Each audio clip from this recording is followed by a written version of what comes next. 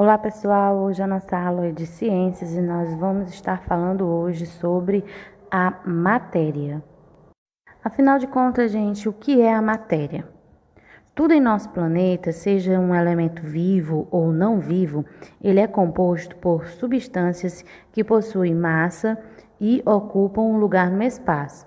E por esses fatores, eles são chamados de matéria.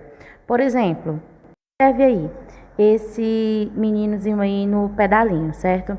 As árvores, a água, o pedalinho, tudo isso ocupa um lugar no espaço. Até o ar, gente, que a gente respira, ele também tem o lugar no espaço. E todos esses elementos, eles são construídos por matéria, que pode ser encontrado de diferentes formas. E a matéria, gente, às vezes ela nem pode ser vista, às vezes ela é só percebida pelos nossos sentidos, que é como o ar, né? Que ele é percebido quando a gente respira ou então pelo vento.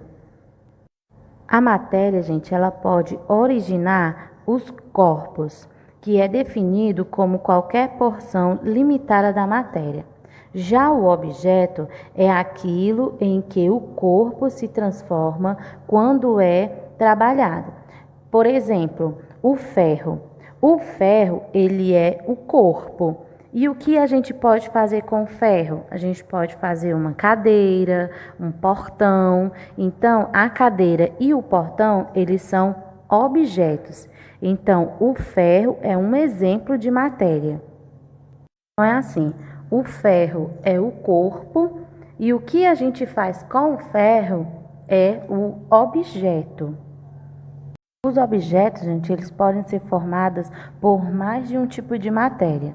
A gente pode considerar, por exemplo, um aparelho de celular, né, que a capa é feita de plástico, a tela ela tem vidro, né, e dentro ele tem peças de vários tipos de metal, como o cobre, o zinco. Também, gente, a matéria, ela não é só ferro, não. A matéria, ela pode ser também, o corpo também pode ser madeira, que a gente faz o lápis, pode ser de plásticos, que são feitas as garrafas, os depósitos, né? Então, a matéria, ela pode ser de várias coisas, pode ser de lã, que a gente coloca, faz os tecidos, certo? Então, o corpo é o do que é feito, né, o objeto, tá certo, gente? O estado físico da matéria, eles são divididos em sólido, líquido e gasoso. No estado sólido, o corpo ele tem forma e volume definido. A matéria em estado sólido pode ser apresentada compacta em pedaços ou em pó. E esse estado está presente no lápis, na rocha, na madeira e no cubo de gelo. No estado líquido, a matéria tem volume definido, mas a sua forma vai ser variável, de acordo com o recipiente que ocupa.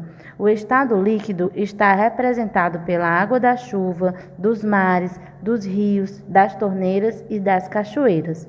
No estado gasoso, a matéria ela tem forma e volume variável.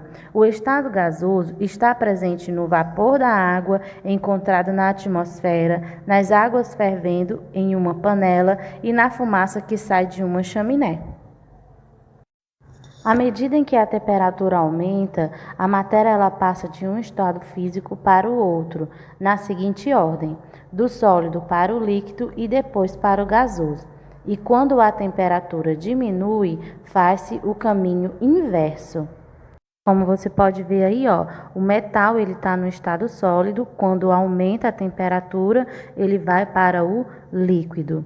E também tem a água, né, que sofre uma ação do calor, então ela se transforma em vapor. Isso acontece quando as roupas que a gente coloca no varal, a água que está presente nela evapora devido ao calor do sol. E também tem quando a temperatura diminui. A água que está no estado líquido, ela passa para o estado sólido. Por exemplo, a neve, né? É formada em lugares frios devido ao congelamento da água, que forma cristais de gelo.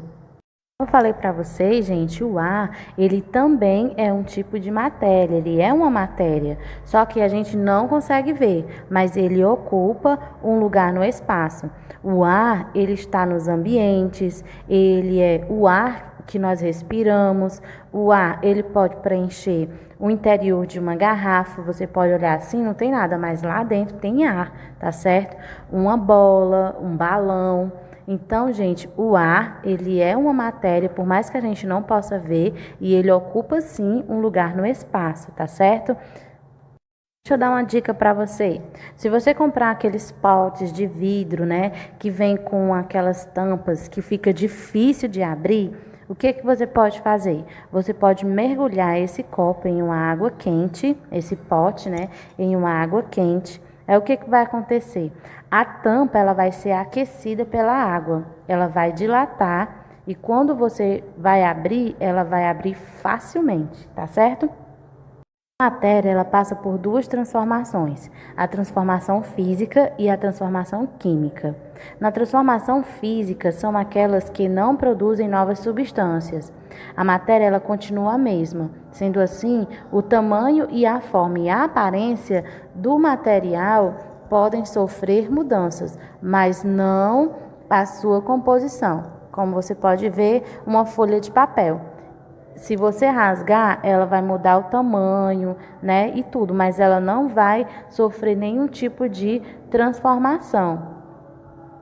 Já na transformação química, a composição da matéria, ela passa por mudança, ou seja, uma ou mais substâncias se alteram, dando origem a compostos diferentes. Dizemos então que ocorre a reação química. As reações químicas, elas são transformações irreversíveis, ou seja, a matéria transformado não pode voltar a ser o que era antes. Como você pode ver aí, um exemplo das origens orgânicas, como os restos de animais, folhas e de frutos, eles sofrem essa transformação química por ação dos fungos e bactérias que alteram as suas características, e nesse caso a gente chama de decomposição. Por exemplo, um vidro quebrado, uma garrafa de vidro, quando ela se quebra, ela é uma transformação física, porque o vidro quebrado é uma transformação física porque não há produção de novas substâncias. Aí, se você for ver um alimento que ele está ficando mofado ou ele está passando por esse estado de decomposição, ele ocorre nessa mudança a sua decomposição, né? A composição, caracterizando assim uma transformação química. Os exemplos, gente, de transformação física, quando a gente rasga a folha de papel, uma lata de leite ou qualquer tipo de lata em que está sendo amassada, ela está sofrendo uma transformação física, né? Por exemplo, também a chuva, né? Quando acontece a chuva, ela está passando por uma transformação física. A água que estava no estado gasoso lá no céu, ela se transformou em água mais líquida, certo? Então, essas transformações físicas, elas são reversíveis, ou seja, o material transformado, ele pode voltar à sua forma anterior. E outros exemplos de transformação química, por exemplo, a madeira, quando ela pega fogo, quando ela queima, né?